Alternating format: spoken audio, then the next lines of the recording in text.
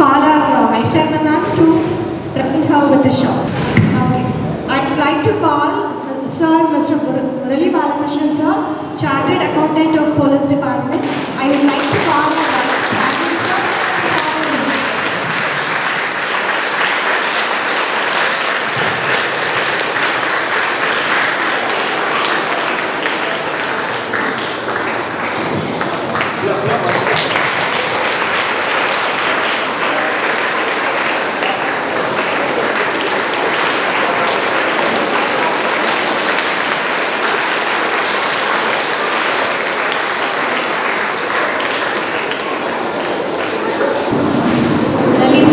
Please say a few words.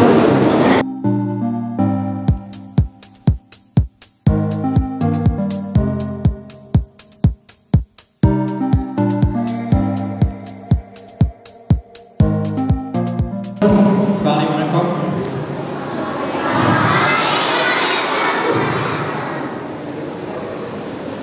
நீங்க எல்லாரும் நல்ல பசங்க தானே? நான் நல்ல பையன் இல்லை அப்படின்னு சொல்றவங்க மட்டும் கை தூக்குங்க. யாருமே கை தூக்குங்க. எல்லாருமே நல்ல பசங்க தானா? நீங்க நல்ல பசங்க காரணம் யாரு? டீச்சர், உங்க பேரண்ட்ஸ், அவங்க தானே? நீங்க யார்கிட்ட அதிகமாக போய் சொல்லுவீங்க? சொல்லுங்க பாருங்க. யாருக்கா சொல்லுங்க. அம்மா நம்ம போய் சொல்றோம். போய் சொல்லலாமா? அம்மாட்டையும் உங்க ஸ்கூல் டீச்சர்ட்டையும் பொய்யே சொல்லக்கூடாது. வெளியில ஏதாவது தப்பு நடந்துச்சுன்னா முதல்ல சொல்ல வேண்டிய இடம் இல்லை.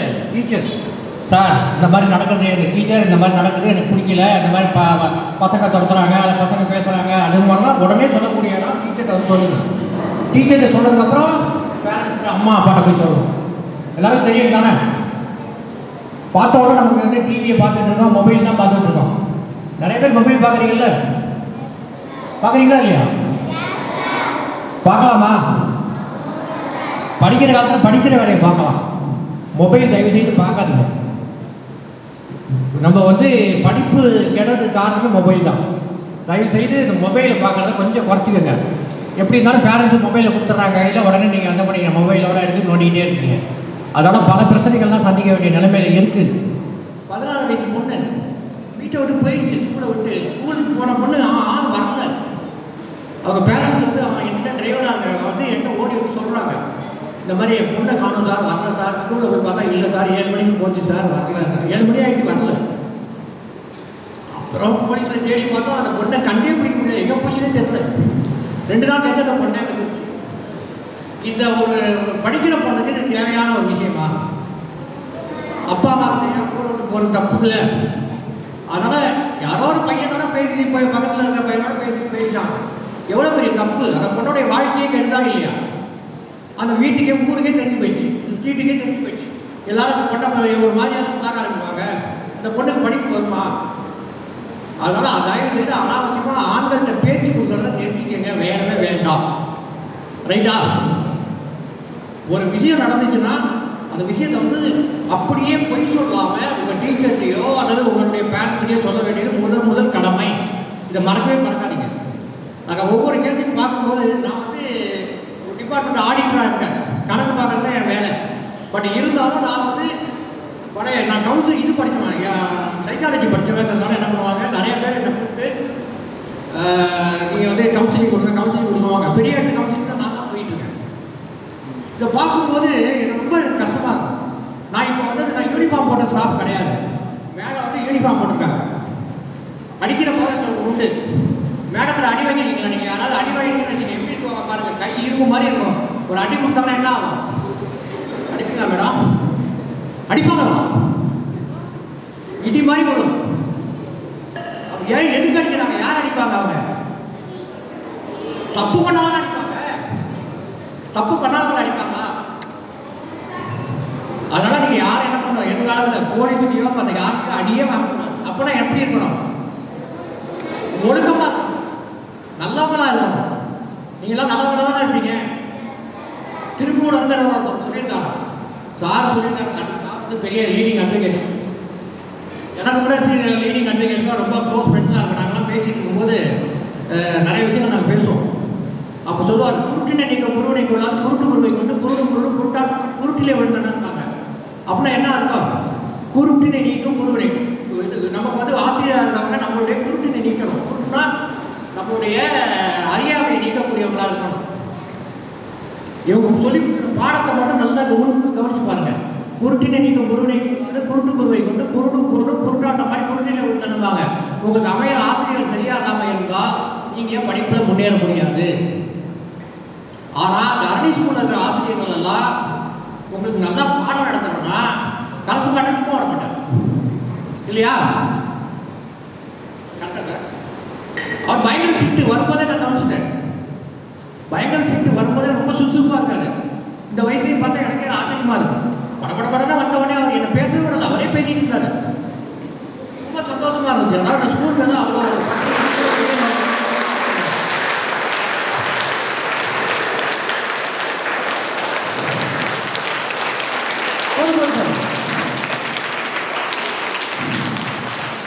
அவர் எதுக்குலாம் இதெல்லாம் பாடுபடுறாரு. நீங்களாம் நல்ல பையன் வரணும். விழுப்புரம் மாவட்டத்தை பார்த்தா மற்ற மாவட்டத்துக்காரங்களாம் விழுப்புரம் மாவட்டம் வளர்ச்சி அடையாத மாவட்டம் சொல்லிகிட்டே இருப்பாங்க. நான் ப்ரோக்ராம் பண்ணும்போது ஜூலை மாதம் 18ஆம் தேதி ப்ரோக்ராம் பண்ணும்போது எல்லாரும் என்ன சொன்னாங்க, விழுப்புரம் மாவட்டத்தில் நீங்கள் எதிர்பார்த்த கூட்டம் வராது, இங்கே இருக்கிறவங்களுக்கு அவேர்னஸ் விழிப்புணர்வுன்னு என்னன்னு தெரியாது, எக்ஸிபிஷன் தோற்று போயிடும், 20 ஸ்டாலுக்கு மேலே நீங்கள் வைக்க முடியாது அப்படின்னு சொன்னவங்க எங்கள் போலீஸ் இருக்காங்க. நான் சொன்னேன், நான் பார்த்துக்கிறேங்க அப்படின்னு சொல்லிட்டு நானே 2-3 நாள் எல்லா இடத்துக்கும் போய் எல்லா டீச்சரையும் பார்த்து எல்லா ஸ்கூலுக்கும் நானே போனேன் செஞ்சேன். நாங்கள் எதிர்பார்த்தது 20 ஸ்டால் வைக்கலான்னு எதிர்பார்த்தோம். அடுத்த நாள் 40 ஸ்டால் நாங்கள் 55 ஸ்டால் வச்சோம். விழிப்புணர்வுக்காக 55 ஸ்டால் 55 ஸ்டால்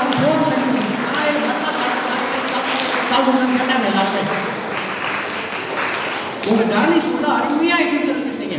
நான் போட்டோலாம் வச்சிருக்கேன். இதுல நான் அருமையா ஸ்கூல் இருந்துச்சு, ஸ்டால் வச்சிருந்தீங்க. அதெல்லாம் உங்களுடைய திறமை.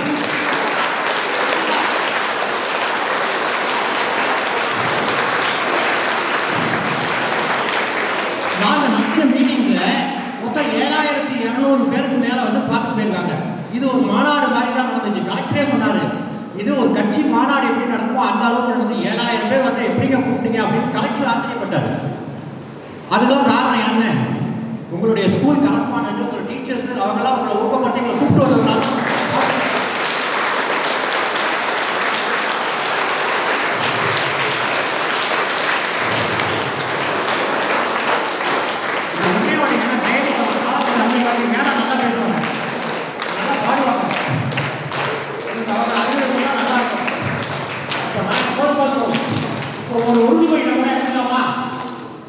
ஒரு உறுதிமொழி எடுத்துக்கோமா, நான் படிக்கிறேன், நீங்களாம் திருப்பி சொல்லணும். ரைட்டா? நீங்க உட்காந்து சொன்னா கூட போதும். உறுதிமொழி ஒன்று என்ன உறுதிமொழி எடுக்க போறோம்? நம்ம எந்த விதமான தவறு செய்யக்கூடாது ஒரு உறுதிமொழி எடுக்க போறோம். எடுக்கிறீங்களா? Okay,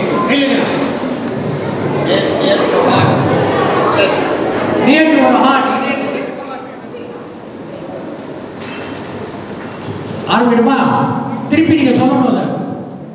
I pledge I will stay away from drugs, obey no safety rules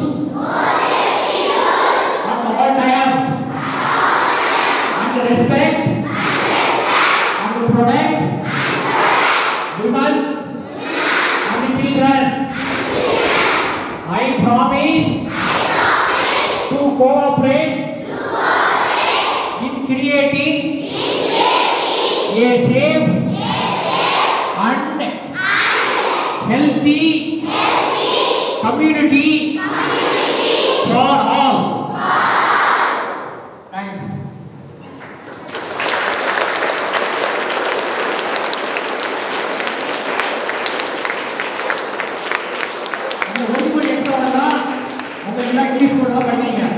ஓரளவுக்கு புரிஞ்சுக்கணும் இல்லையா? எல்லாமே புரிஞ்சுக்கணும். உட்காருங்க எல்லாரும் போய் சொல்றீங்களா?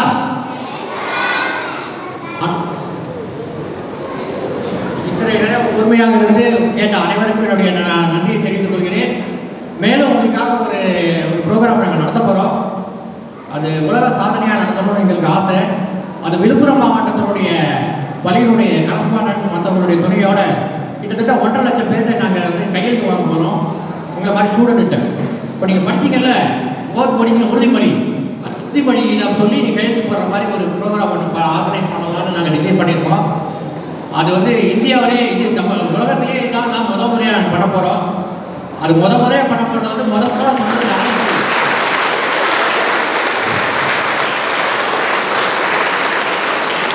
இந்த விஷயத்தை நான் எங்கேயுமே எக்ஸ்ப்ளோர் பண்ணலாம் பற்றி பேசிக்கலாம். அதை யூஸ் பண்ணிக்கலாம். அதுக்கு நீங்கள் உங்களுக்கு ஒத்துழைப்பு வேணும். எல்லாருக்கும் என்னுடைய மனமான வாழ்த்துக்கள். இங்கே யாருமே வந்து பொய்ங்கிற எண்ணமே வரக்கூடாது, தோல்விங்கிற எண்ணம் உங்களுக்கு வரவே கூடாது. நிச்சயமாக வராதுல்ல. நல்ல மார்க் வாங்கணும். எல்லாரும் 90 மேலே மார்க் வாங்கணும்.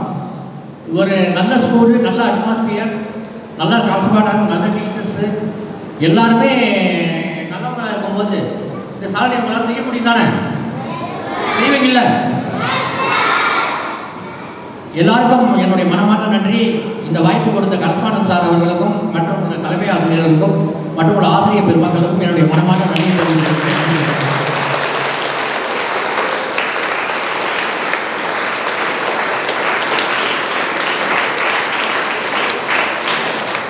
அனைவருக்கும் வணக்கம். இப்போ நாங்கள் எதுக்கு வந்திருக்கோன்றது உங்கள் எல்லாருக்கும் தெரியும் இல்லைங்களா? இப்போ உங்கள் ஸ்கூலில் வந்து அந்த எக்ஸிபிஷனில் பார்ட்டிசிபேட் பண்ணீங்க. அதில் நிறைய பேர் வின் பண்ணியிருக்கீங்க, அப்படி தானே? ஸ்டால் போட்டிருக்காங்க, அதுலேயும் வின் பண்ணியிருக்கீங்க. நல்லா பெஸ்ட்டு அப்படின்ற ஒரு அங்கீகாரம் வந்து உங்களுக்கு கிடச்சிருக்கு. இப்போ அதை தான் நம்ம என்ன பண்ணுறோம், இப்போ செலிப்ரேட் பண்ணிகிட்டு இருக்கோம் இல்லையா? அதுதான் இப்போ எல்லாம் ஒன்றா கூடியிருக்கும். இதெல்லாம் மிஸ் சொல்லியிருப்பாங்க, இருந்தாலும் நான் எப்படி ஸ்டார்ட் பண்ணுறது தெரியாமல் அதை சொல்கிறேன். சரியா? சரிப்பா. இப்போது நான் ஒன்றும் பெருசாக சொல்ல விரும்பலை. இப்போ நம்ம எதுக்கு ஸ்கூலுக்கு வரோம்? படிக்கிற வீட்டில் இருந்து கொடுங்க, அப்பா அம்மா சொல்லி கொடுப்பாங்க, புக்கு இருக்குது. Very good. அதாவது ஒழுக்கம் தான் வந்து ஒரு மனுஷனுக்கு முதல்ல வந்து முக்கியமானது. எது? ஒழுக்கம். படிப்பு எங்கே இருந்தாலும் படிக்கலாம், ஆனால் ஒழுக்கம் எங்கே வந்தால் தான் வரும்? ஸ்கூலுக்கு வந்தால் தான் வரும். அது உங்கள் ஸ்கூலில் அதிக அளவுலேயே இருக்குது அப்படின்றது எல்லாருமே சொல்லுவாங்க. செஞ்சியில் த பெஸ்ட்டு ஸ்கூல்னு சொன்னால் உங்கள் தரணி ஸ்கூல் அப்படின்றத சொல்கிறாங்க. அதில் எங்கள் எல்லாருக்குமே ரொம்ப சந்தோஷம்.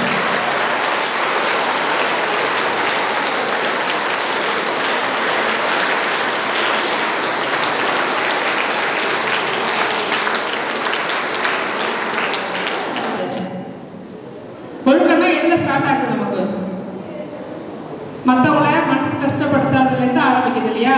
அடுத்தவங்க மனசு கஷ்டப்படக்கூடாது, பொய் சொல்லக்கூடாது, திருடக்கூடாது.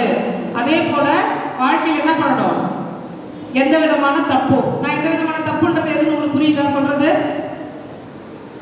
புரியுது. சார் ஒரு எக்ஸாம்பிள் சொன்னாங்க, 16 இயர்ஸ் ஓல்டு இல்லையா? அப்போ அதுதான் மிகப்பெரிய ஒழுக்கம். ஒவ்வொரு வீட்டுக்குமே வந்து ஆம்பளை பிள்ளைங்க தப்பு பண்ண விட்டுருவாங்க, தெரியும்ல உங்களுக்கு? அதை பொம்பளை பிள்ளைங்க தப்பு பண்ண என்ன பண்ணுவாங்க? கண்டிப்பாங்களா? திட்டுவாங்களா? அது எதுக்கு? நல்லா இருக்கணும்ன்றது ஒண்ணு. ஆனா ஆண் பிள்ளைகளோட பெண் பிள்ளைகள் தான் வீட்டோட கௌரவம். புரியுதா? இப்ப நீங்க தப்பு பண்ணி வெளியில போயிட்டா அந்த ஒட்டுமொத்த குடும்பமும் தலை நிமிர்ந்து நடக்க முடியாது. அதனாலதான் பொம்பளை பிள்ளைங்க என்ன பண்ணக்கூடாதுன்னு நினைக்கிறாங்க, தப்பு பண்ணக்கூடாது அப்படின்னு நினைக்கிறாங்க. ஸோ இந்த பேரண்ட்ஸோட எண்ணத்தை நம்ம என்ன பண்ணோம்? காப்பாற்றணும். அதே போல சார் சொன்னாங்க, எந்த விதமான வெளியில உங்களுக்கு டிஸ்டர்ப் என்ன பண்ணணும்? எங்க வந்து உடனே சொல்லணும், டீச்சர்ஸ் சொல்லணும். இதை பொறுத்த வரைக்கும் எல்லாரை விட டீச்சர்ஸ் வந்து பொறுமையா கேட்பாங்க. சரிங்களா? போலீஸ் ஸ்டேஷன் வந்தா நாங்க 1008 டென்ஷன்ல இருப்போம். உங்கள்கிட்ட என்ன அப்படின்னு நாங்க கேட்கறதுக்குள்ள உங்களுக்கு கஷ்டமா இருக்கும். போலீஸ் ஸ்டேஷன் பார்த்து உங்களுக்கு கொஞ்சம் கஷ்டமா இருக்கும். அதே பேரண்ட்ஸ் என்ன பண்ணுறாங்க? எல்லா பேரண்ட்ஸையும் மனசு பேசுவீங்களா? வீட்டுல பேச மாட்டீங்க. அதனால உங்களுக்கு நம்பிக்கையான ஒரு இடம் எதுனா எங்க? School, teachers. புரியுதா? இப்போ நான் வந்து ஆன்லைன் போலீஸ் ஸ்டேஷன்ல இன்ஸ்பெக்டரா இருக்கேன். எங்களுக்கு வந்து சைல்டு அண்ட் விமன் அவங்கள ப்ரொடெக்ட் பண்றதா எங்களோட வேலை. ஸோ நம்ம ஹேண்டில் பண்ணுறது எல்லாமே பார்த்தீங்கன்னா ஒரு 90% சைல்டு பற்றி தான். இப்போ இருக்க சூழ்நிலையில் சம்மந்தப்பட்ட அப்பாக்களே வந்து குழந்தைங்களை அபியூஸ் பண்ணுறாங்க. அதெல்லாம் கேள்விப்பட்டிருக்கீங்களா? 3 வயசு குழந்தை, 4 வயசு குழந்தை. இப்போ ரீசெண்டாக லாஸ்ட் ஒரு எஃப்ஐஆர் போட்டிருக்கோம். அதில் வந்து 11 வயசு பாப்பா அவங்க அப்பா அபியூஸ் பண்ணியிருக்காரு. ஆனால் போய் சொன்ன இடம் கரெக்டாக ஸ்கூலில் டீச்சர்கிட்ட தான் சொல்லியிருக்காங்க.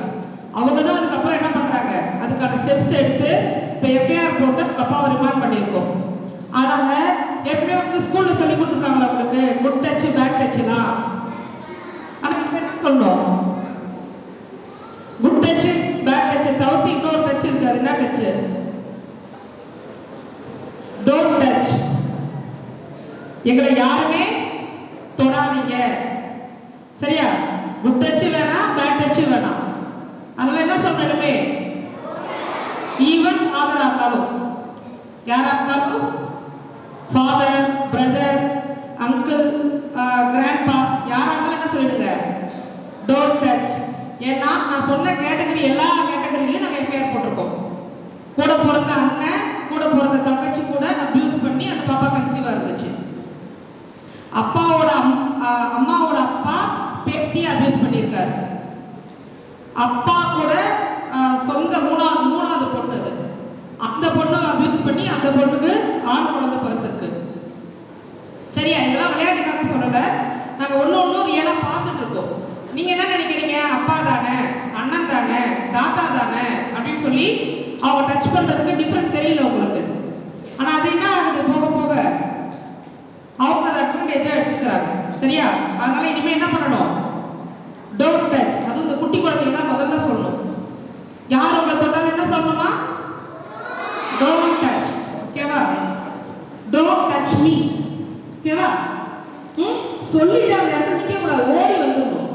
அவங்க பக்கத்துல என்ன பண்ணக்கூடாது, இந்த மாதிரி ஹேபிட் உள்ளவங்க பக்கத்துல நிக்கவே கூடாது, ஓடி வந்துடணும்.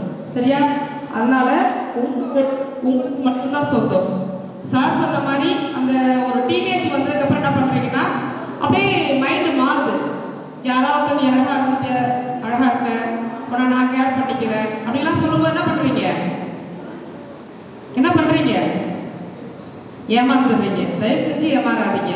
ஏன்னா நம்மளை பெற்றவங்களுக்கு தெரியும் நமக்கு என்ன மாதிரி வாழ்க்கையை அமைச்சு தரணும்னு. சரியா? உங்களோட கடைசி வரைக்கும் ஒரு யூஜியோ பிஜியோ ஏதாவது ஒன்று நீங்க முடிச்சு ஒரு வேலையில போற வரைக்கும் உங்க மனசு என்ன பண்ணாதீங்க, அலப்பாய விடாதீங்க. இது நாங்க வழக்கமா சொல்றோம், வழக்கமா நீங்களே கேட்க மாட்டேங்கிறீங்க. அப்படிதானப்பா? இங்க இருக்கிறீங்க,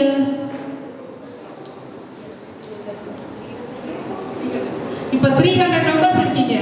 இதுல ஒரு 30 மெம்பர்ஸா நாங்க சொல்றதை கேட்டு நல்லபடியா இருந்தீங்கன்னா அதுவே எங்களோட மிகப்பெரிய வெற்றி. சார் சொன்ன மாதிரி தான், விழுப்புரம் மாவட்டம் மிகவும் பின்தங்கிய மாவட்டம், இங்க வந்து கேஸை குறைக்க முடியாது அப்படின்னு சொல்றாங்க. ஆனா முடியும்னு இப்ப சார் வந்து ஒரு உறுதிமொழி எடுத்தாங்கல்ல, அதே மாதிரி நம்மளும் இந்த மாதிரி ஒரு உறுதிமொழி மனசுக்குள்ள எடுத்துக்கோமா? நான் படிச்சு முடிச்சு எனக்குன்னு ஒரு வேலை தேடிக்கிற வரைக்கும் என் மனசு எந்த விதத்துல என்ன பண்ணாது, அலப்பாயாது. நான் வந்து கலெக்டர் ஆகணும், ஒரு ஐபிஎஸ் ஆகணும், சரியா, ஒரு டிஸ்ட்ரிக்ட் ஆபீசர் ஆகணும்னு எத்தனை பேருக்கு அந்த மாதிரி ஒரு ஆசை இருக்கு? டிஸ்ட்ரிக்ட் ஆபீசர், கெசட்டட் ஆபீசர், நான் கிரீன் இங்க்ல தான் கையெழுத்து போடுவேன். மத்தவங்க இல்லையா? கலெக்டர் ஆக மாட்டீங்களா?